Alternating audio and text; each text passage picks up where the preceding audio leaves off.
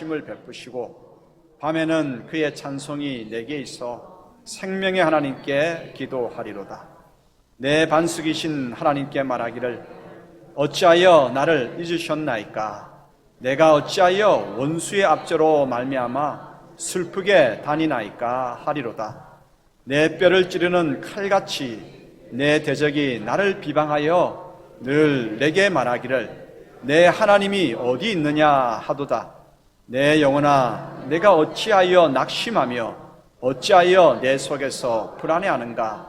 너는 하나님께 소망을 두라. 나는 그가 나타나 도우심으로 말미암아 내 하나님을 여전히 찬송하리로다. 아멘. 예배당 현장 가운데서도 또 각자 예배드리는 처소마다 하나님의 평강이, 샬롬이 풍성하게 임하기를 축복합니다. 오늘 시편 42편을 읽었습니다.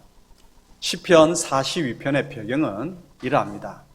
성난 파도가 산처럼 밀려와서 시편 42편을 쓴 시인을 덮고 있습니다. 그냥 집체 같은 파도가 확 덮고, 거센 폭포가 괴성을 지르며 떨어져서 시인을 부서뜨리고 있습니다. 시인은 그러한 고통 속에서 하나님께서 자신을 잊으셨다고 그렇게 느끼죠. 이런 상황 속에서 믿음이 좋았던, 믿음 찬 사람이었던 시인은 영적 침체를 겪고 있습니다. 시인은 크게 낙심하고 불안해합니다. 이러한 힘든 상황에다가 시인의 대적들이, 원수들이 공격을 합니다. 너희 하나님이 어디 있느냐? 너 하나님 여호와를 믿는다고 하면서 너희 하나님이 어디 있느냐? 하나님이 계시다면 네가 어떻게 그렇게 이러한 초라한 모습, 다 부서진 모습으로 서 있느냐? 그렇게 조롱을 합니다. 시인이 얼마나 속이 상하겠습니까? 자신이 영적 침체를 겪으면서 자신 욕먹는 거는 그래도 괜찮는데 하나님께서 자신의 모습 때문에 욕을 먹게 되니까 속이 진짜 상한 거예요. 속 상하면 더 영적인 침체가 더 가중이 되죠. 바닥에 납작 모든 것이, 생각들이, 마음이 바닥에 붙어버리고 말았습니다. 혹시 여러분들 가운데는 이러한 때가 없습니까? 이렇게 영혼이 깜깜한 깊은 터널에 갇혀서 손가락 까딱할 힘도 없고 소망도 없는 그러한 상태, 여러분에게는 없었습니까? 왜 없었겠습니까? 지금 그러한 상황을 겪고 계십니까? 코로나19를 우리가 지나면서 정신과 의사들도 공황장애를 앓고 있다고 하는 보고가 있죠. 정신과 의사들도 공황장애를 앓고 있는 지금의 시기라고 한다면 일반인들이야 오죽하겠습니까? 특히 청년들은 더 힘들지 모르겠습니다. 기업들이 많은 사원들을 뽑는 정기 채용이 코로나 이전부터 조금씩 사라지기 시작했습니다. 그런데 코로나가 터지면서 아예 정기 채용이라고 하는 말 단어가 사라져버리고 말았습니다. 약간명을 뽑는 대기업의 수시 채용도 언제 있을지 모릅니다. 게다가 코로나가 1년 반의 세월이 지금 지나고 있잖아요. 대학생의 학기로 따지면 3학기째입니다. 이제 이 코로나 기간 동안 받은 학점, 대학생들이 받은 학점, 기업에서 인정해 주지 않습니다. 왜냐하면 공대생들, 또 이과 계통의 학생들은 실습해야 될 거 아닙니까? 기계를 한번 만져보고 실험도 한번 해보고 해야 되는데 전혀 그것을 못하니까 이 학점은 인정할 수 없다. 그러니까 이때 지금 졸업해야 되는 4학년 학생들은 난감한 거죠. 이 학점 인정해 주지 않으니까. 겉으로는 웃습니다. 잘 되겠지요. 겉으로는 웃는데 속으로는 울고 있는 청년들, 그 청춘들을 보면서 우리 모두가 가슴이 아픕니다. 신앙을 가진 성도들도 모두가 다 힘들기는 마찬가지입니다. 그래서 경중의 차이는 있지만 모두가 다 영적 침체를 겪고 있습니다. 침체기에 어두운 터널을 지나고 있습니다. 어둡고 힘든 시간이 계속될 때 우리는 육신을 가진 인간이라 침체가 일어날 수밖에 없죠. 거친 환경은 영적 침체의 주 원인입니다. 의사이자 목회자였던 마틴 로이드 존슨 목사님은 영적 침체의 원인을 환경, 여기에다가 세 가지 요소를 더 붙여서 설명합니다. 인간의 기질입니다. 인간의 기질. 특별히 인간 기질 가운데에 내향적인 기질, 내향적인 성격은 영적 침체를 다른 기질보다 더 많이 겪고 더 쉽게 겪습니다. 혹시 내향적인 분들 계십니까? 다들 목사님 조용하시는 것 같아요. 또 몸의 상태입니다.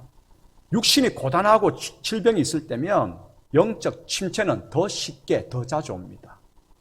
그리고 마귀의 공격입니다. 우리가 놓쳐버리기 쉬운 요소가 바로 이것입니다. 마귀는 오늘도 성도들이 영적 침체에 빠져가지고 구원에서 멀어지도록 우리를 공격하고 우리를 계속해서 걸고 넘어집니다. 영적 침체를 일으키는 요소들이 모두 나에게 해당된다고 여기십니까? 거친 환경, 내향적 기질, 지친 몸, 그리고 마귀의 공격. 딱 나에게 해당된다. 그러면 이제 어떻게 하면 되겠습니까? 영적 침체를 겪고 있는 지금 우리는 어떻게 이 침체에서 일어나야 하겠습니까? 예. 여기에 초점을 두면서 하나님의 음성을 경청하도록 하십시다. 주님의 말씀에 길이 있습니다. 하나님께서 먼저 저희들에게 말씀하십니다. 자신을 가장 잘 위로할 수 있는 사람은 오직 당신밖에 없다. 우리에게 말씀하십니다. 최근 북미에서, 캐나다나 이런 북미에서 새로운 예배가 예전이 시행되고 있습니다. 그 새로운 예배와 예전은 뭘까? 그 중에 하나가 블루 크리스마스입니다. 블루라고 하는 것은 우울한 거거든요. 크리스마스가 우울해? 뭔가 좀 이상하잖아요.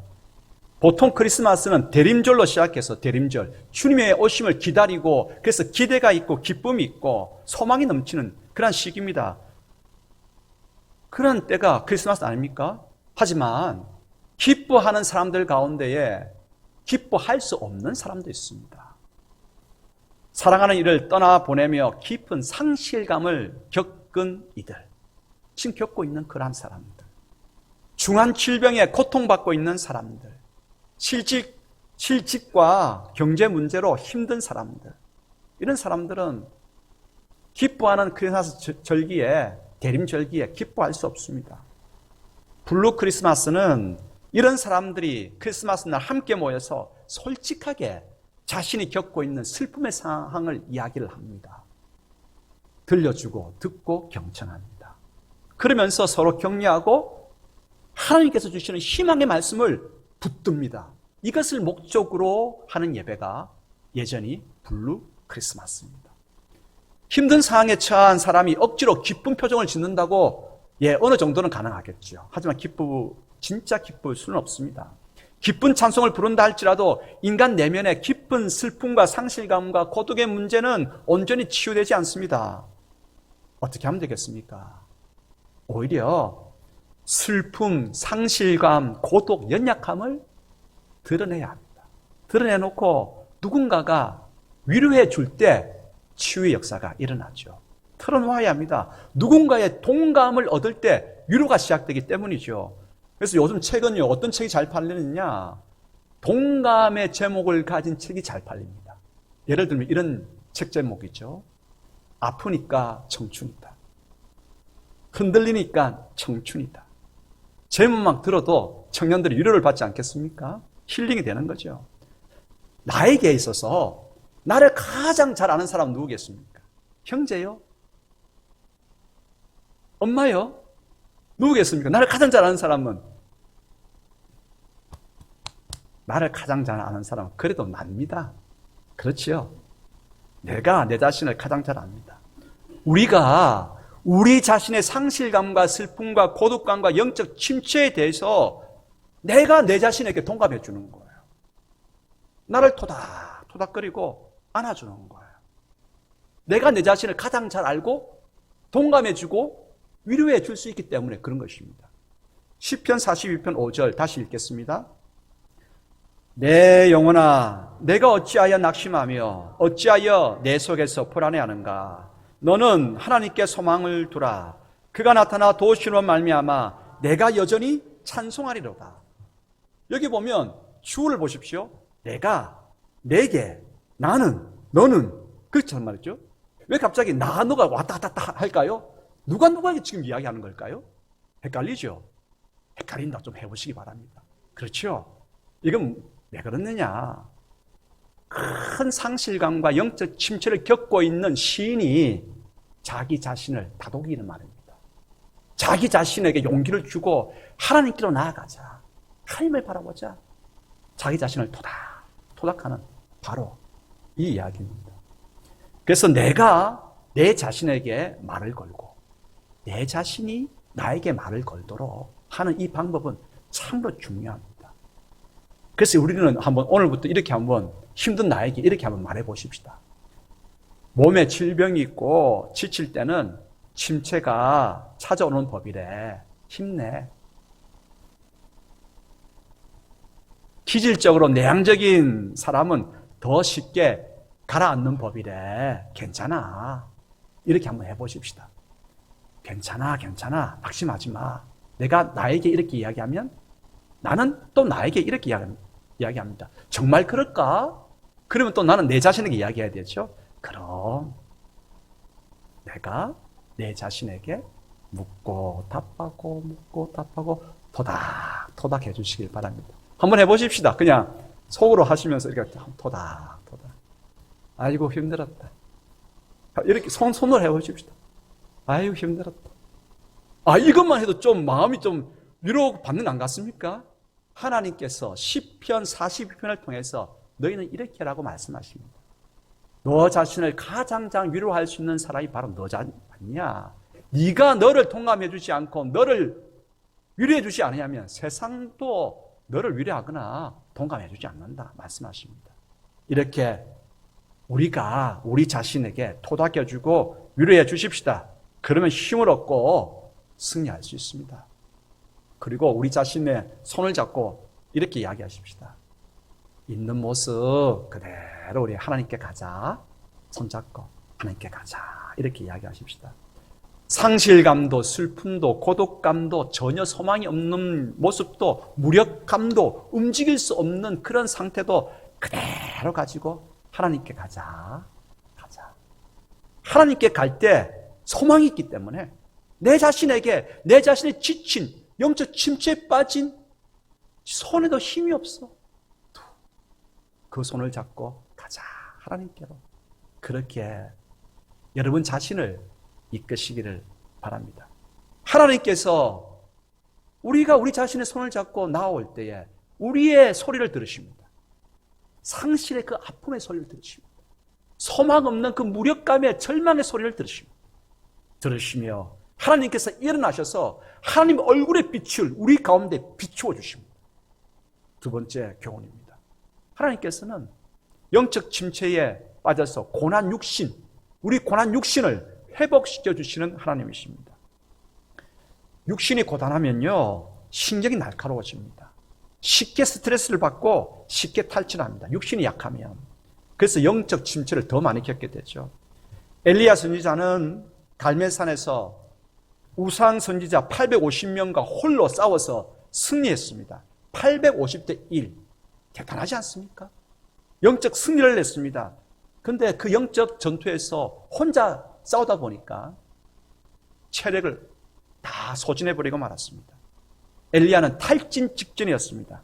악한 왕비 이세벨이 자기가 밀어주었던 악한 선지자들, 우상 선지자들, 바알 선지자들, 그리고 아세라 선지자들, 그들이 다 죽어버리니까, 자기 편이 다 죽어버리니까 이세벨 이 왕비가, 악한 왕비가 도끼를 품으면서 엘리야에게 이렇게 이야기하죠. 내가 며칠 내에 엘리야의 목숨을 거두지 아니하면 내가 잠을 자지 않겠다. 이 말을 한 것이죠. 이 말이 엘리야에게 들어왔습니다. 보통 때 같으면 잘 견뎌 넘겼을 것입니다. 그런데 850대 1. 갈멜산에서 영적 전투에서 승리했습니다. 그러나 체력을 다 소진했죠. 이세벨의 그 말, 엘리야의 목숨을 내가 거두기 전에는 먹지도 않겠다, 자지도 않겠다. 그 소리를 듣는 순간에 큰 두려움이 몰려왔습니다. 부에세바로 도망갔습니다. 로덴 나무 아래에서 결국은 쓰러지고 맙니다. 쓰러진 엘리야, 하나님께서 어떻게 힘을 주셨을까요? 천사를 보냈습니다. 천사를 보내서 먹게 하시고 마시게 하시고 또 자게 하시고, 또 일어나면 먹게 하시고 마시게 하시고 자게 하시고, 또 일어났습니다. 어떻게 하셨을까요? 먹게 하시고 마시게 하고 자게 하시고. 하나님께서는 그렇습니다. 탈진했을 때, 영적으로 탈진했을 때 제일 좋은 방법은 일단은 쉬고 먹고 잘 먹어야 됩니다. 하나님께서 천사를 보내서 그렇게 엘리야에게 육신의 지침을 회복시켜 주셨습니다. 이때 힘을 얻고 엘리야는 40일을 걸어서 하나님의 산 호렙산에 도달하게 되죠. 호렙산에서 하나님의 세미한 음성을 듣고 더욱더 사명을 감당할 힘을 얻게 됩니다. 하나님께서는 우리에게 천사를 보내셔서 다양한 통로를 통해서 지친 우리 육신의 몸 가운데에 체력을, 건강을 허락하여 주십니다. 밥 먹어야 되죠. 자, 여러분들에게 한 가지 숙제를 내고 사명을 허락하겠습니다. 뭐냐면 지친 동료들, 지친 성도들 밥 사주시기 바랍니다. 밥 사주. 하나님께서는 엘리야 때는 천사를 통해서 지친 엘리야를 일으켜 세웠다고 한다면 오늘 이 시대에 성도들로 하여금 지친 성도들에게 밥 사줌으로 인해 가지고 일으켜 세우는 그런 역사를 하나님께서 행하십니다. 2명은 밥 먹을 수 있죠, 지금? 그러니까 지친 동료들에게 밥 사주도록 하십시다. 하나님께서는 오늘 지친 성도들을 찾아갈 천사들을 많이 필요로 합니다. 여러분들은 누구십니까? 날개 없는 천사들입니다. 자, 옆에 있는 분들 바라보면서 이렇게 한번 인사하십시다. 날개 없는 천사셨네. 여러분들 날개 없는 천사입니다. 이번 한 주간은 숙제입니다. 지친 이웃에게 밥 한 끼 사주는 것. 세 번째, 하나님께서는 영적 침체를 벗어나게끔 우리에게 은혜 주시기 위해서 임마누엘을 깨닫게 하십니다. 임마누엘을 깨닫게 하시는 하나님이십니다. 사면이 꽉 막힌 것 같습니다. 기도는 해보지만 응답이 없어서 하나님께서 우리를 잊어버린 것 같습니다. 하나님께서 우리를 떠나셔서 저 멀리 내가 보이지 않는 그곳에 계신 것 같습니다. 하지만 하나님께서 오늘 우리에게 말씀하십니다. 히브리서 13장 5절, 시편 23편 4절 읽겠습니다. 돈을 사랑하지 말고 있는 바를 족한 줄로 알라. 그가 친히 말씀하시기를 내가 결코 너희를 버리지 아니하고 너희를 떠나지 아니하리라 하셨느니라. 내가 사망의 음침한 골짜기로 다닐지라도 해를 두려워하지 않을 것은 주께서 나와 함께 하심이라. 주의 지팡이와 막대기가 나를 안위하시나이다. 아멘. 하나님께서 말씀하십니다. 약속의 말씀이 우리에게 이렇게 일깨워주고 있습니다. 하나님, 우리가 연약하더라도, 우리가 침체기를 겪고 있다 할지라도 하나님은 결코 우리를 떠나지 아니하시고 우리 옆에 계신다고 하는 사실입니다. 죽음의 골짜기를 갈 때에 하나님께서 그곳에도 나와 함께 하신다고 하는 사실입니다. 육신의 눈에 비늘이 벗겨지면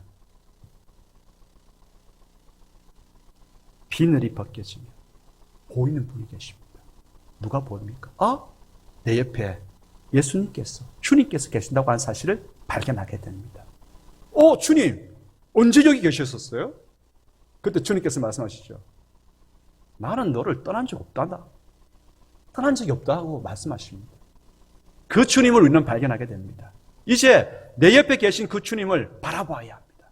주님을 바라볼 때, 앙망할 때에 하나님께서 우리 가운데에 이 영적 침체를 이겨낼 수 있는 힘을, 지혜를, 능력을, 마음의 소망을 부어주십니다. 이사야 40장 29절로부터 31절 읽겠습니다. 피곤한 자에게는 능력을 주시며 무능한 자에게는 힘을 더하시나니 소년이라도 피곤하며 곤비하며 장정이라도 넘어지며 쓰러지되 오직 여호와를 앙망하는 자는 새 힘을 얻으리니 독수리가 날개치며 올라감 같을 것이요 다른 박질하여도 곤비하지 아니하겠고 걸어가도 피곤하지 아니하리로다. 아멘. 여호와를 앙망하라고 하는 거예요. 앙망이라고 하는 뜻이 뭡니까? 우러러 바라본다고 하는 것입니다. 낙심과 절망으로 가득했을 때 하나님을 앙망해야 됩니다. 주님을 바라보고 기대할 때에 하나님께로부터, 하나님의 얼굴로부터 우리 가운데 소망이, 하늘의 용기가 감당할 수 있는 이 침체를 이겨낼 수 있는, 헤쳐나갈 수 있는 능력이 하나님께로부터 우리 가운데 가득하게 찾아오게 됩니다. 침체기에 필요한 것은 소망이고 인내입니다. 버텨내는 것입니다. 여호와 하나님을 앙망할 때 하나님께서 버틸 힘을 주십니다. 달릴 힘을 주십니다. 지혜를 주시고 능력을 주시고 새 힘을 주십니다. 오직 여호와를 앙망하는 자는 새 힘을 얻으리니 독수리가 날개치며 올라감과 뜰 것이요 다른 박질하여도 곤비하지 아니하고 걸어가도 피곤하지 아니하리로다. 아멘. 네 번째 교훈입니다. 하나님께서는 우리로 하여금 영적 침체에서 벗어날 수 있도록, 일어날 수 있도록 하시기 위해서 말씀을 통해, 하나님의 말씀을 통해 우리에게 힘을 주십니다. 그렇죠? 말씀입니다. 하나님께서 우리에게 힘을 주시는 중요한 통로가 말씀입니다. 그럼 말씀을 가까이 해. 주님 말씀을 읽어야 돼요. 우리 지금 묵상과 기도 하잖아요. 묵상 기도 한 5분에서 6분입니다. 5분에서 6분. 예. 그거 듣고 기도 같이 하고 말씀 읽잖아요. 읽는 것 집중해서 또 함께 경청하고 그렇게 하십시다. 묵상과 기도 함께 하는 겁니다. 예? 지금 싹 올라가다가 또 싹 내려왔어요. 또 올라가면 돼요. 다 함께 또 열심으로 묵상과 기도 하도록 하십시다. 우리가 말씀을 통해서 하나님의 은혜를, 우리에게 주신 하나님의 힘을 얻기 위해서 우리가 피해야 될 게 있습니다. 의도적으로 멀리해야 될 게 있습니다. 그건 뭐냐면 핸드폰, 노트북, 좀 패드 이런 거 의도적으로 좀 멀리 하시기 바랍니다. 특별히 늘 갖고 다니는 핸드폰 멀리 하셔야 됩니다. 왜냐하면 코로나19의 과도한 공포로부터 벗어나기 위해서는요, 핸드폰 멀리 해야 돼요.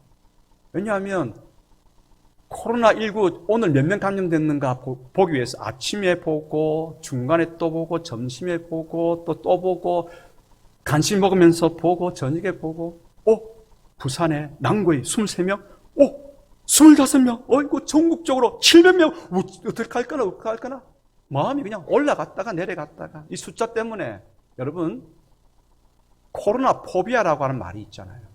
코로나 때문에 오는 병적인 공포, 코로나 포비아, 병적인 공포가 언제 찾아오느냐? 계속해서 핸드폰 가지고 숫자에 매이게 될 때 우리에게 코로나 포비아가 찾아옵니다. 의도적으로 멀리해야 됩니다. 핸드폰, 패드, 노트북 우리의 의지와는 상관없이 내가 뭐 들으려고 하지 않아도 우리 딱 켜는 순간 세상의 소리를 우리에게 들려줍니다. 우리를 부추기는 온갖 정보들이 좋지 않은 나쁜 음란한 정보들이 계속 뜹니다. 근심과 걱정을 유발시키는 이야기들이 계속 우리 귀에 들려집니다. 여러분 이거 안 들으면 뭐 안 될 것 같습니까? 안 들어도 안 될 일 아무것도 없습니다. 오히려 멀리 하십시오. 쓸데없는 정보의 바다에서 허우적거리다가 시간을 놓쳐버리고 세월을 허송합니다. 심령을 마르게 만듭니다. 시간 허송하지 마십시다. 아멘이죠? 이사야 55장 2절 읽겠습니다. 너희가 어찌하여 양식이 아닌 것을 위하여 은을 달아주며 배부르게 하지 못할 것을 위하여 수고하느냐? 내게 듣고 들을지어다. 그리하면 너희가 좋은 것을 먹을 것이며 너희 자신들이 기름진 것으로 즐거움을 얻으리라. 아멘. 양식 아닌 것에 매이고 양식 아닌 것에 시간 허송하지 말고 내게 듣고 들을지어다. 말씀을 듣고 말씀을 배우고 말씀을 붙들고 기도해야 됩니다. 그때 하나님께서 말씀을 통해서 우리 가운데에 하늘의 용기를 주십니다. 세상이 감당할 수 없는, 세상이 듣지 못하는 하늘의 용기를 부어주십니다. 할렐루야. 말씀을 통해서 호흡하듯 밥을 먹듯 말씀을 대하십시다. 시편 119편 81절 그리고 105절 읽겠습니다. 나의 영혼이 주의 구원을 사모하기에 피곤하오나 나는 주의 말씀을 바라나이다. 주의 말씀은 내 발의 등이요 내 길의 빛이니이다. 아멘. 말씀을 통해서 하나님께서 주시는 힘을 많이 공급받게 되기를 축복합니다. 이제 다섯 번째 교훈입니다. 하나님께서 우리에게 영적 침체 가운데 있는 우리에게 힘 주시기 위해서 다시 말씀 가운데에 복음을 깨닫게 하십니다. 복음을 깨닫게 하십니다. 말씀의 핵심은 복음입니다. 영적 침체기 동안 우리는 말씀을 대해야 되고 말씀 가운데의 핵심, 알짜, 백미, 복음을 새롭게 깨닫고 붙들게 하십니다. 복음은 뭡니까? 구원은 예수님을 통해 우리에게 하나님께서 거저 주시는 선물이라고 하는 것입니다. 예수님을 통해 우리에게 구원을 거저 선물로 주셨습니다. 우리의 행위나 성과에서 얻게 되는 것이 구원이 아닙니다. 예, 구원은 하나님께서 우리에게 거저 주시는 선물입니다. 우리는 구원의 은을 선물로 받았습니다. 이걸 칭이라고 합니다. 예, 우리를 어렵다, 나의 자녀다, 하나님께서 그렇게 불러주시는 것이죠. 하나님께서 이렇게 나에게 구원을 주시고 나를 자녀로 불러주시고 나를 어렵다 하시는 이 칭의 때문에, 이 구원 때문에 눈물이 납니다. 복음을 알게 되면 눈물이 납니다. 눈물 나도록 고마워서 이제 하나님의 자녀답게 살려고 애를 쓰는 것이죠. 성화를 이루어내기 위해서 오늘도 분투합니다. 노력합니다. 칭이라고 하는 것에서부터 성화가 이루어집니다. 그런데 성화를 먼저 이루려고 하다 보면 우리가 탈천하게 돼요. 잘하려고는 해야 되죠. 하지만 성화를 이루어내려고 하다 보면 우리 힘으로 안 돼요. 칭이 거저 주시는 선물을 받았기 때문에 거저 받은 이 기쁨으로, 이 기쁨 가운데 역사하시는 성령님의 능력으로 우리는 성화의 삶을 살아낼 수 있기 때문입니다. 그러므로 영적 침체기 때는 복음의 신비를, 복음의 은혜를 새롭게 깨닫고 거기에서 오는 기쁨, 감사, 즐거움, 거기서 나오는 춤을 추면서 성화를 이뤄내는 모두가 되기를 소원합니다. 우리가 구원 얻은 때가 언제입니까? 우리가 어렵다라고 그렇게 칭이, 그런 부름을 받을 때가 언제입니까? 우리가 잘났을 때요? 우리가 뭔가 성과를 냈을 때요? 우리가 건강했을 때요? 그렇지 않습니다. 우리가 연약할 때입니다. 연약할 때입니다. 상속은 누구한테 줍니까? 좀 못났더라도 자녀에게 해주지 않습니까? 김숙 권사님 지금 막 물려줄 집들이 많죠? 그죠? 10채쯤 되는 걸로 제가 알고 있는데, 네? 누구한테 물려주시겠어요? 네? 조금 부족하도 자녀한테 물려주겠죠? 옆에 있는 애들이 뭐 좀 잘한다고 해서 물려줍니까? 안 물려주죠. 여러분 물려줍니까? 참으로 귀한 상속은 누구한테 합니까? 부족해도 자녀에게 합니다. 우리 연약할 때에 하나님께서 참으로 귀한 것을 우리에게 상속자인 자녀는 우리에게 물려주십니다. 이것이 칭의 은혜고 구원의 은혜입니다. 여기에서 기쁨과 감사와 하나님을 향한 더 잘해보고픈 열망이 솟구치는 것입니다. 구원은 우리의 감정에 좌우되는 것이 아닙니다. 내가 막 기뻐요, 지금 막. 기뻐서, 내가 구원받은 것 같아. 기쁘니까. 내가 지금 슬프니까 나는 구원받지 못한 것 같아. 우리의 기분에 따라서, 감정에 따라서 좌우되는 것이 구원의 은총이 아닙니다. 내가 침체기를 겪고 있으니까 나는 구원받지 못하는 것 같아. 아닙니다. 속지 마시기 바랍니다. 사탄은 우리를 계속해서 의심을 품게 만듭니다. 야, 침체기를 겪고 있는 네가 무슨 구원을 받아. 야, 속지. 마귀가 우리한테 이야기하는 거예요. 그거 목사가 다 거짓말하는 거야. 예? 목사가 다 거짓말하는 거야. 속지 마. 마귀가 우리에게 그렇게 이야기하죠. 그러나 그 마귀의 의심케 하는 공격에 넘어가지 마시기 바랍니다. 우리의 감정에 따라서 구원이 좌지우지 되지 않습니다. 우리가 침체기를 겪더라도, 침체기를 벗어날 때라도, 우리가 신앙적으로 상승곡선을 탈 때도, 우리가 밑바닥을 거닐 때도 하나님의 구원의 역사는, 그 선물은 변함없이 우리에게 주어져 있습니다. 아멘이죠? 이 복음을 붙들 때에 우리는 침체기를 넉넉하게 이겨낼 수 있습니다. 자 이제 물을 때에 여러분은 무조건 이렇게 대답하셔야 됩니다. 딴 대답하면 안 됩니다. 아니요, 우리가 아직 연약한 때에. 자, 한번 연습해 보십시다. 아니요, 우리가 아직 연약한 때에.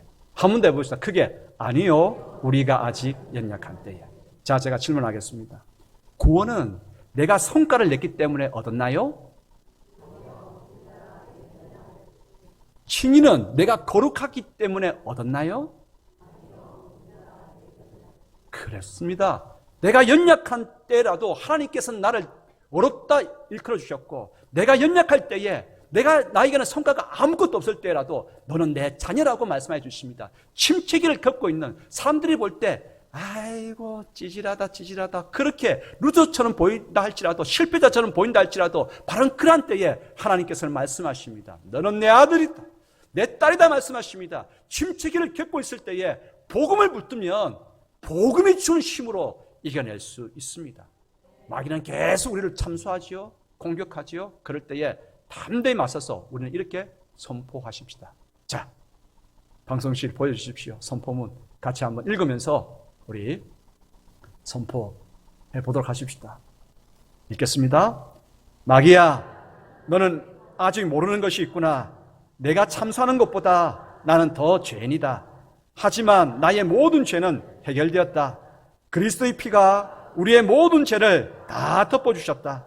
다 용서하셨다. 우리를 새롭게 하셨다. 나는 이 진리를 믿는다. 나는 이 구원의 진리를 붙들고 너에게 명한다.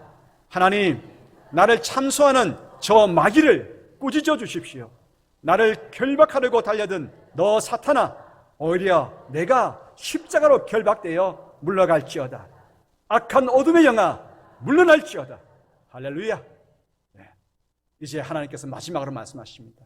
영적 침체기를 겪고 있는 우리에게 힘주시기 위해서 하나님께서 마지막으로 말씀하시는 것은 이것입니다.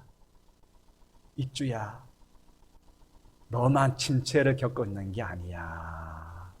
너만 그런 게 아니야. 말씀하십니다. 신앙의 길은